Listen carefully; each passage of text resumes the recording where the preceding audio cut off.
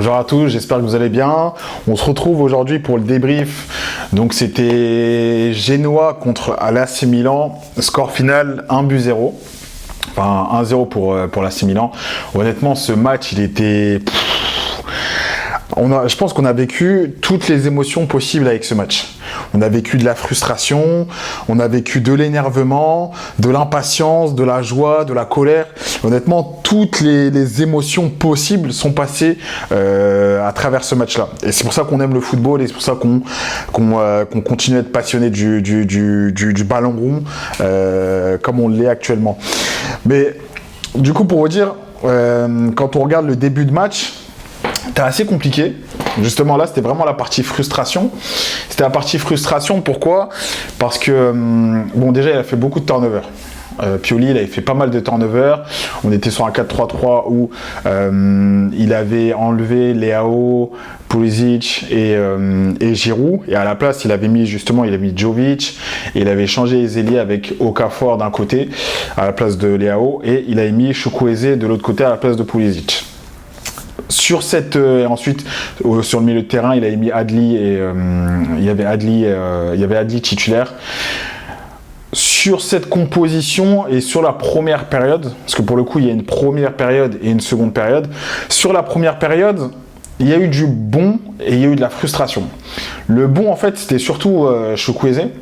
Je trouve qu'il s'est senti plutôt à l'aise. Ça se voyait qu'il était plutôt à l'aise, qu'il se sentait bien, ce qui fait qu'il arrivait à provoquer, il arrivait à faire à presque être décisif, parce qu'il a eu des occasions, il a créé des occasions. Donc vraiment sur son côté, Pulisic, sur son côté plutôt Chukwueze, était plutôt pas mal. J'ai bien aimé le jeu qu'il a porté. De l'autre côté, Okafor, il était un peu plus discret, même si en première période, il a eu une petite occasion d'ouvrir le score, mais il a plutôt été discret. Et ensuite, Jovic, il a été complètement absent. Il s'est réveillé un peu vers la fin, mais au début du match, il était complètement absent. À un moment donné, je sais pas s'il a eu des consignes ou si c'est de lui-même où il en a eu marre, où il a commencé à reculer un peu plus pour venir chercher le ballon un peu plus bas sur le terrain.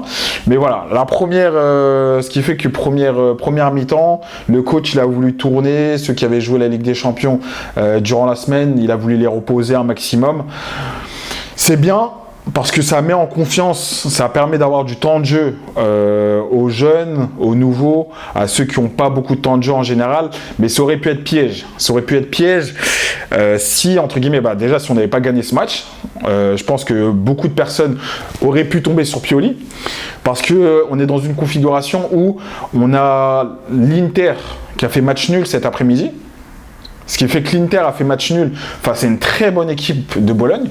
Et je le répète, face à une très bonne équipe de Bologne. Et Bologne, de plus en plus, ils proposent un très bon football. De plus en plus, ils ont un bon coach en plus. Ce qui fait que Bologne, c'est une équipe à faire gaffe. À faire gaffe, pas parce qu'ils vont gagner le Scudetto, mais à faire gaffe parce que c'est une équipe qui peut te faire déjouer. Comme a essayé de faire le Genoa aujourd'hui d'ailleurs. Mais ce qui fait que la première mi-temps, elle aurait pu être piège parce qu'entre guillemets, si nous, on n'aurait pas saisi cette opportunité pour gagner le match et pour prendre la première place, tout le monde serait tombé sur Pioli. Mais lui, je pense qu'il a voulu donner du temps de jeu aux nouveaux, etc., leur faire confiance petit à petit. Et justement, à la fin de la première mi-temps, on a vu la frustration. On a vu l'énervement, la frustration, et je pense qu'il a senti le piège, et c'est pour cette raison-là, justement, que dès la reprise, il a fait directement les 3 changements.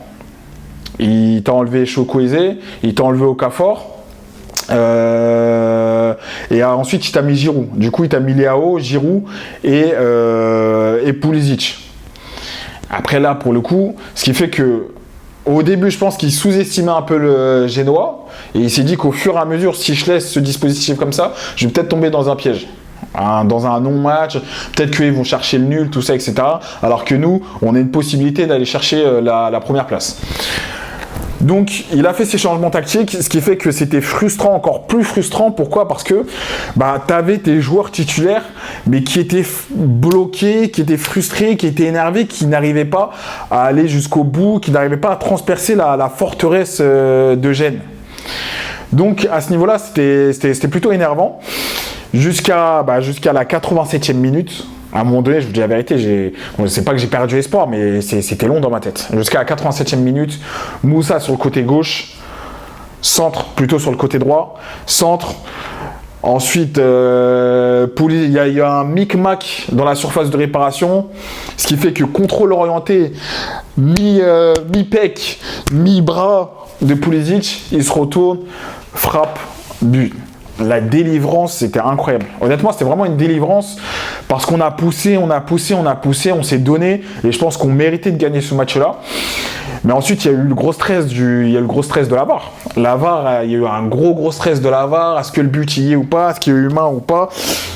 Pour être tout à fait honnête avec vous, moi, quand j'ai regardé à plusieurs reprises l'action, c'est que pour moi, le ballon était vraiment au milieu de cette partie. Vous voyez, ce qui fait que le ballon, il est venu vraiment au milieu de cette partie-là. Donc, je sais pas. Je sais pas. Je sais pas si j'aurais sifflé main ou pas. Après, ce qu'il faut dire, c'est que les joueurs de jeu de la Genoa, ils ont pas forcément réclamé la main également. Donc, l'action a été un peu bizarre. Mais bon. C'est comme ça, c'est le football. Des fois, ça tombe d'un côté, ça tombe de l'autre. Là, cette fois, c'est tombé de notre côté, donc on va pas forcément se plaindre. Et je suis pas forcément convaincu qu'il y ait eu une main déclarée non plus. Bah, après ce but-là, le match il est parti, il est parti à 100 à l'heure. Il est parti à 100 à l'heure parce que du coup, les joueurs de Gênes, ils ont voulu tout donner. Jusqu'à, il y avait les arrêts de jeu, plus de 7 minutes d'arrêt de jeu. À la 90e, 12e, t'as une grosse sortie t'as une énorme sortie de Mike Maignan. Mike Maignan qui sort, il met un coup de tête, il sacrifie son genou, tout ça, etc. Bim, carton rouge. Carton rouge pour Mike Maignan. Et en plus de ça, Pioli il a déjà fait ses 4 changements, ce qui fait qu'on n'a plus de changement. Et là, qui apparaît? Bah là, on a Olivier Giroud qui, honnêtement, quand j'ai vu Giroud s'approcher de Mike Maignan, lui retirer les gants, je pensais que c'était pour l'aider. Je pensais que c'était juste pour l'aider. Tu sais, c'est comme les boxeurs, des fois, ils ont du mal à enlever leurs propres gants. Je me suis dit, c'est peut-être pour l'aider. Là, je vois, il enlève le maillot, il met le maillot. Je me dis, purée. Je me dis, non, honnêtement, ce match, c'était n'importe quoi. Et mine de rien, il y a eu le coup franc, il y a eu un corner, il a été sauvé plusieurs fois et il a fait une parade. Et Giroud a réussi à faire une parade. Et si on gagne ce match, il n'en est pas pour rien. Donc moi qui critique beaucoup, moi qui ai l'habitude de souvent critiquer Giroud, il n'y est pas pour rien. Ensuite, de l'autre côté, pareil, justement, lors du corner, t'as le gardien adverse. Pareil, carton rouge. Le match, il part en cacahuète à la fin. C'est n'importe quoi. Du suspense jusqu'au bout. Je pensais ils auraient pu égaliser à plusieurs reprises. Mais on a su tenir bon. Là, ce qui fait plaisir, c'est que avant la trêve internationale, on est premier à 2 points de l'Inter Milan. À la reprise, on se tape la Juve. On va se taper la Juventus sans Hernandez et sans Maignan. Donc je ne sais pas ce que ça va donner. Et d'ailleurs, heureusement qu'on a gagné aujourd'hui. Parce que si il y aurait eu match nul et qu'on serait avec 19 points égalité avec l'Inter et qu'ensuite on se tape la Juve, ils sont plutôt dans une bonne forme, même si des fois ils font un peu des couacs comme ce qui s'est passé avec Sassuolo, ça aurait été compliqué. Là, je ne vais pas dire qu'on a une petite marge d'erreur, mais on est plus serein, on part plus la tête tranquille que si on avait été égalité, tout en sachant que l'Inter Milan, en termes de différence de but, ils sont supérieurs à nous. Donc, très bon match qui est monté crescendo, pareil. Je ne sais pas si c'est la signature du Milan, je ne sais pas s'ils font exprès ou pas, mais à chaque fois, les matchs, ils montent de façon crescendo. Donc, beaucoup de stress, beaucoup de passion, beaucoup d'envie. Les nouveaux, ça a fait plaisir. Adli, ça, honnêtement, je le répète, ça fait encore plaisir de le voir. Ça se voit, même s'il fait des petites erreurs, il se donne. Chukwueze, je pense qu'au fur et à mesure, on va devoir lui donner beaucoup plus de temps de jeu parce qu'il peut amener quelque chose. Et voilà, on se retrouve après la trêve internationale face à la Juve. N'hésitez pas à liker, commenter. D'ailleurs, je remercie les personnes qui ont commenté lors de ma dernière vidéo. N'hésitez pas à liker, commenter, partager et surtout vous abonner. Ça coûte rien, ça m'aide forcément. Et on se retrouve, comme je vous disais, on va se retrouver la prochaine fois pour Juventus AC Milan. Il va être chaud ce match. Il va être très très chaud.